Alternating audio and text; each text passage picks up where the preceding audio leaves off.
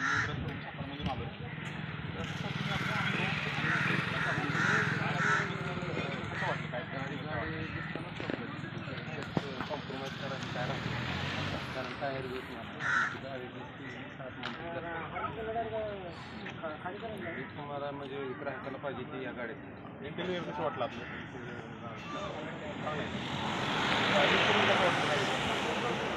काय तुम्हाला गाडी माझं लोडेड गाडी चालवली मग जर लोड टाकून पण कशी वाटली तुम्हाला गाडी मोकळीच परफॉर्मन्स वगैरे कसा वाटला गाडी मोकळीच चालली असं नाही तुला की जास्त दाबायला बरोबर उतारवर चालवलं इतर गाड्या आपल्या गाडीला पुढपर्यंत जास्त बंदी केली दिलेली त्यामुळे गाडीला एअरबॅग पण दिली एअरबॅग कसं वाटली तुम्हाला